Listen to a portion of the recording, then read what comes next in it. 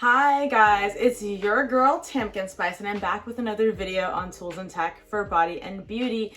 And today I'm going to be talking about getting my fillers dissolved.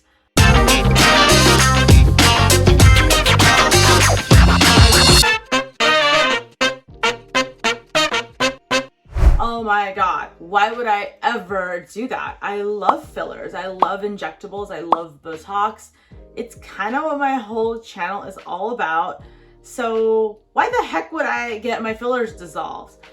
Well, it all started when I went to go see Dr. Truesdale after seeing a really awesome Instagram ad where he was doing some buccal fat removal.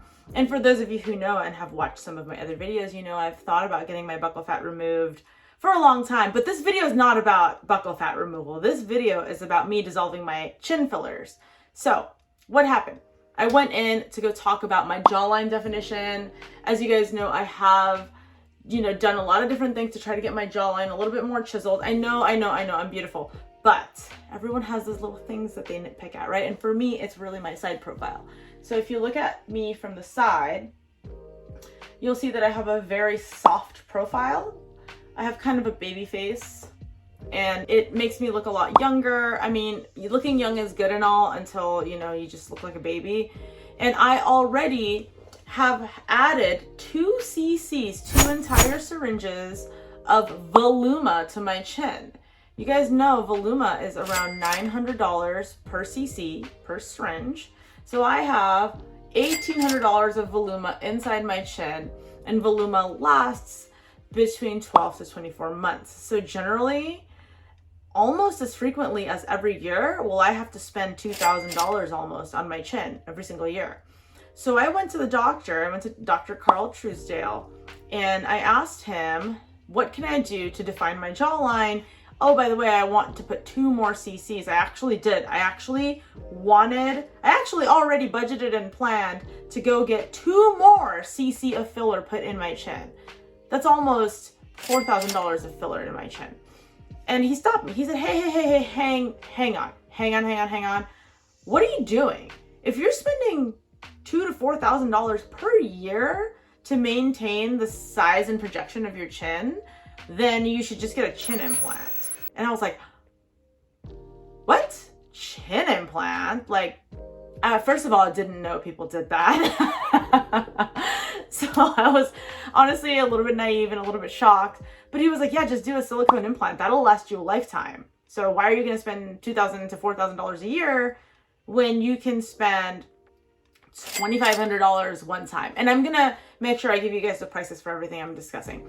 But so I said, yes, Dr. Truesdale, we're going to go ahead and do my chin implant. And he needs to remove my fillers so that I can get a permanent solution instead of having to go back and get injectables every single year. Some of them I have to do every 9 months, like the softer ones under my eyes. So yeah, that's what we're gonna do. And I honestly, I have no makeup on. I'm wearing my home outfit, and that's because I really didn't want to shoot this video, but I'm going tomorrow to get my chin dissolved. So I had to shoot the video tonight. So yeah, this is it. This is the last you'll see me with my chin that has fillers in it. Tomorrow, Dr. Truesdale is going to dissolve my chin. I'm going to go back to having my baby chin before I had any fillers done. So you can see in this picture, I've got my baby chin on the left, and I have my chin that has fillers on the right. And you can see what a huge difference those 2 cc's made in my chin. And now it's been a year, so half of that has kind of dissolved. So I'm left with a little, you can see, I'm left with half of what that after photo looked like. Dr. Truesdale is going to dissolve all of that with hyaluronidase, which is a compound that dissolves hyaluronic acid, which is what fillers are made of. So he's going to do that. And then 1 week later from tomorrow, I'm going to get my chin implant surgery.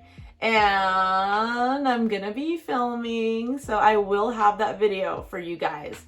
I don't know if YouTube is going to allow me to show surgery, but I will. What he's going to do is he's actually going to inject tomorrow, dissolve all the fillers, and then the next week, he's actually going to go in here in my lip, and he's going to make the incision in my lip to access my chin and just push the implant down in there. And then there's going to be some type of membrane that just holds it in place. So he's not going to be using any screws to screw it in there. And at first I was a little paranoid, but I did a lot of research and most surgeons actually do not like to use screws. Screws are important when you're getting an entire mandibular jaw, like kind of covering implant, which I'm not going to do. But let me show you where the incision's going to go. And then I'll take you with me to go get my chin fillers dissolved and introduce you to Dr. Truesdale. And yeah, after that, we're going to go into surgery. Here, check out my incision point. So see where that like little string thing is in the middle? He's actually gonna cut right there. He's gonna cut there and make a hole right there. And he's gonna push the implant against the bone.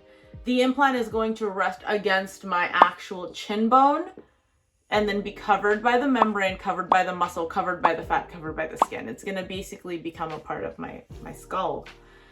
And yeah, that's why I had to freaking get over here and make this YouTube video for you guys, because tomorrow, no more chin. I like don't want to be seen in public because like I've gotten so used to having this cute chin. Listen, we are all beautiful. I was beautiful then, I am beautiful now. I will be beautiful forever, for all of my existence, because my beauty radiates from inside. But that little chin that I used to have, it's pretty small. It's a pretty small chin. I'm tired of it. I'm ready to have me a big ass chin. So see you on the other side, guys. Bye. Hey friends. So I'm here. I have arrived at the Lexi Center. My appointment's actually for a little bit later, but I got here early just so I could scope out like what is it gonna look like for parking, you know, when I get picked up, all this other stuff. But basically what's gonna happen right now is I'm gonna go in there and Dr. Truesdale is going to inject hyaluronidase into my chin, and it's going to dissolve all the filler that's in there, the 2 cc's of filler that's currently in there. So I just want to kind of give you guys a first look at what the filler looks like currently that's in there. I know a lot of people don't really remember that I had a very small chin, but I'm gonna pucker my chin and you can actually see exactly where the filler is. So here we go.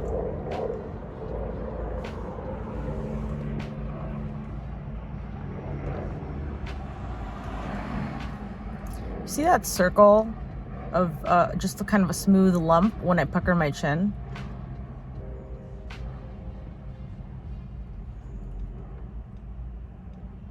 That's the filler. It's very easy for me to tell that, you know, that's what the filler is, and when he dissolves it, that's all gonna go away. So my chin is going to shrink by that much. And I'm about to go in there and do it. And I got here a little bit early, like 30 minutes early, and I really have to pee. So I'm just gonna try to go in there and scope out a restroom. And once we're in there, I'll have the doctor talk to you guys about why we're dissolving my chin fillers and the chin implant in general.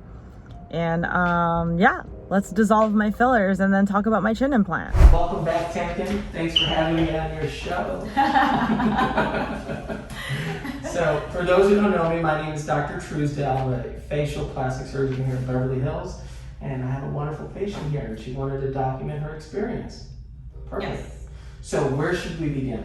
So I'm here because I want to get my chin fillers dissolved. I've had them for a year and a half now, and I've been continuing to get fillers every year, and I've reached a point where I want to transition into a chin implant. But before we do that, you said that we have to remove the filler, and can you talk about why we're doing this? Yeah, so ultimately the idea is to give you the chin that you want. And right now, your chin is a little what we call retrognathic, meaning it's a little bit further back than what we want it to be. So we want to add some projection. The chin, people underestimate the importance that the chin has in the overall facial aesthetic and balance, but it's very, very important because it dictates our profile as well as the shape of our face overall from the front. So we've spoken before, and you want a more slim, trim, and chiseled look. Part of that is going to be dictated by the chin implant. The chin implant that we're going to do is also good because you don't have to do the filler over and over and over. But for me to make a determination about where we are as a baseline, we have to dissolve the filler that's there. Gotcha.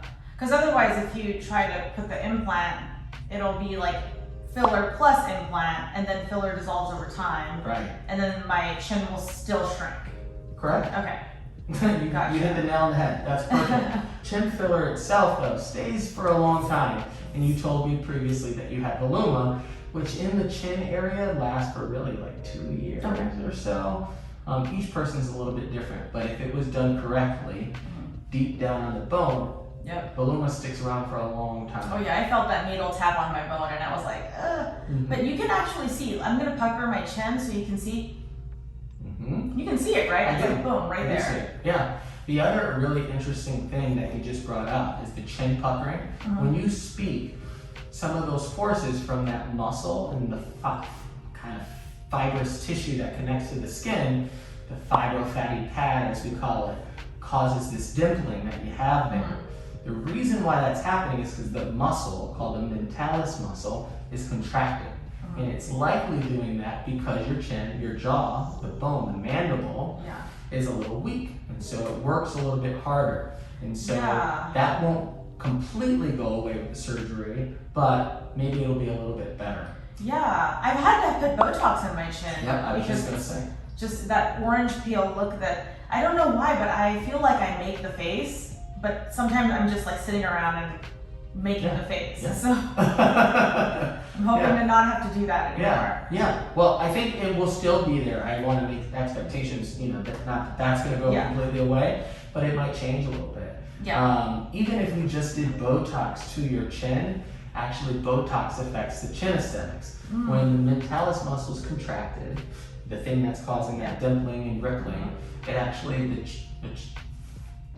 this comes up. And so when we relax that muscle, it comes down, and very often it actually improves the profile. Yeah, elongates the face a little bit too. The other thing that we talked about the chin implant, just look forward for me, is making your jawline just pop that much more.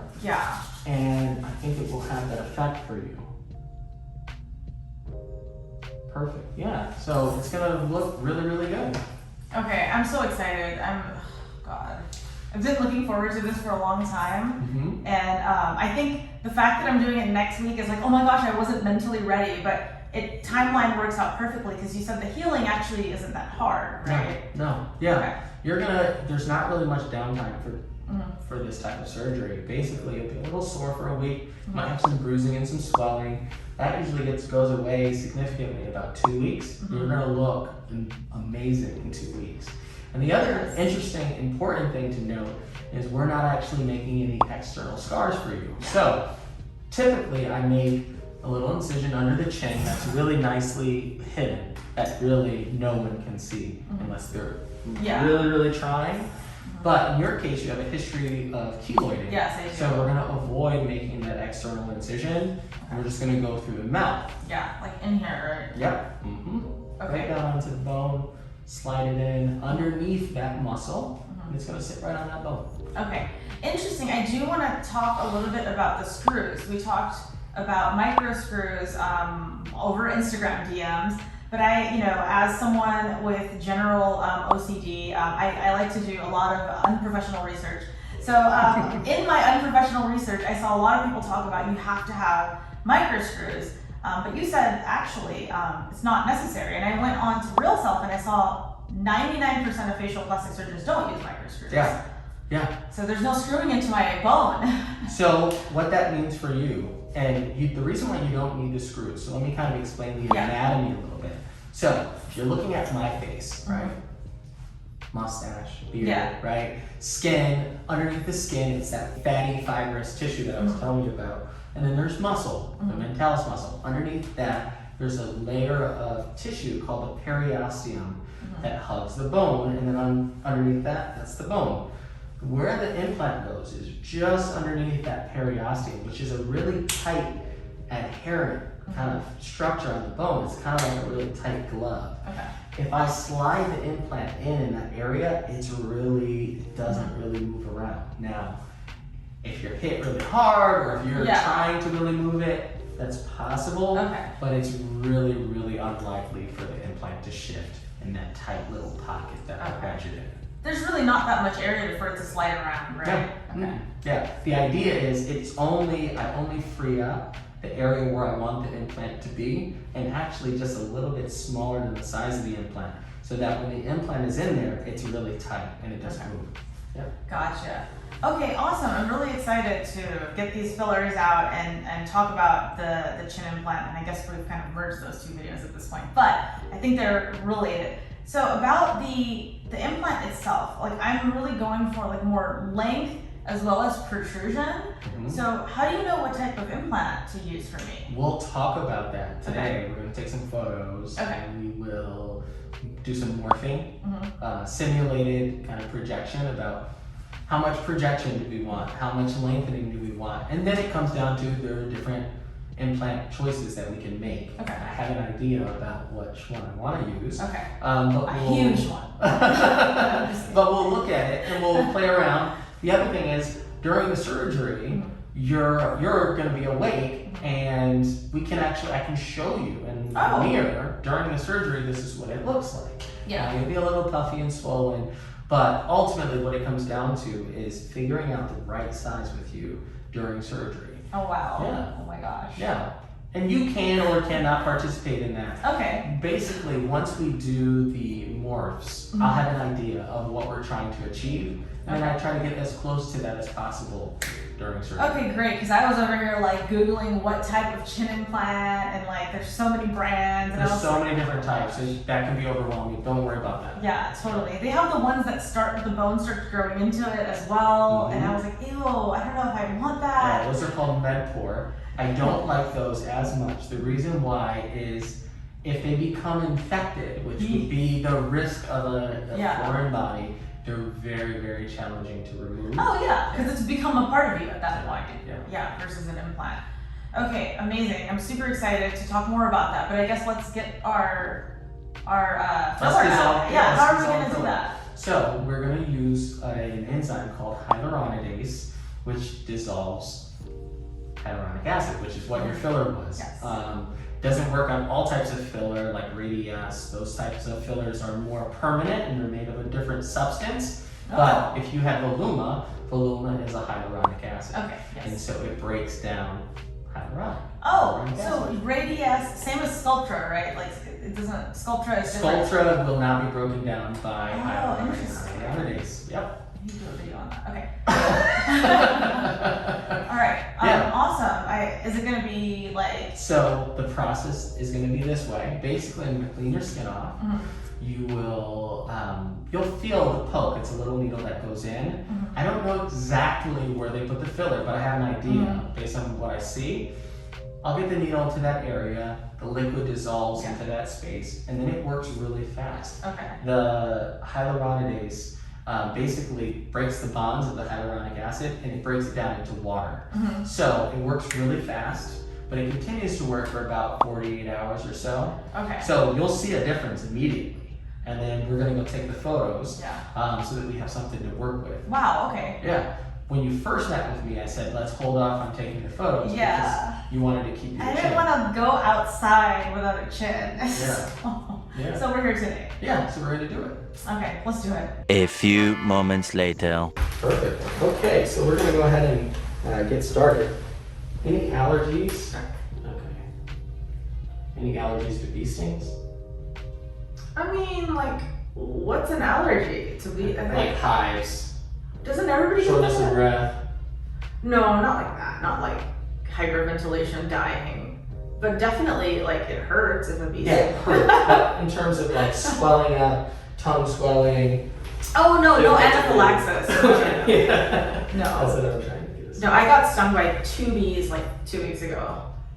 Yeah, I can feel it for sure. Okay, I'm gonna lean you back just a little bit. Okay. And this stuff does sting. Let me give you something. I don't think it's gonna be worse than like Voluma in the nose. I think Voluma in the nose is the most painful. You Oh, can squeeze this if you'd like. a breast implant. Yep. Hey, this is kind of nice. Stressful. Okay, turn your head towards me. All right, a few pokes here.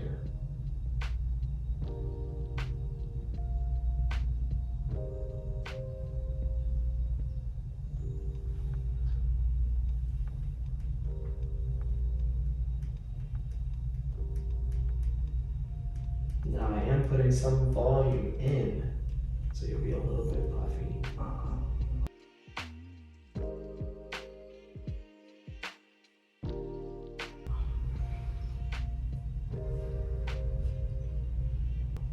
Take a feel. Tell me if you feel any residual.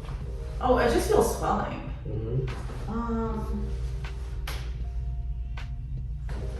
Oh, I can't do that anymore. Hold on. No, it's gone. I mean, yes, it's gone. But yeah, I just feel swollen right there. I don't feel like a hardness anymore. Yeah, I'm on the fence. There might be some more in there. Yeah, let me put a little bit more in. I know. I don't want to have to do it again that day. I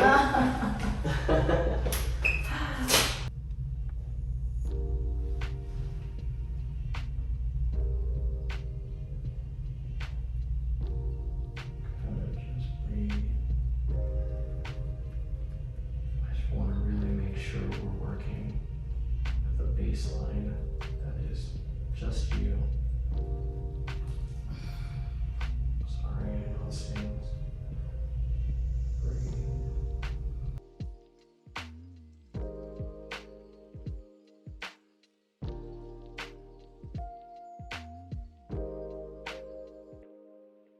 Much, much better. Okay, so now I want to show you where we are. Oh, it's definitely swollen. It's swollen, but it's definitely smaller. Ew. I can see how it's going in now. Wow. Good thing I wore makeup today. So that's that.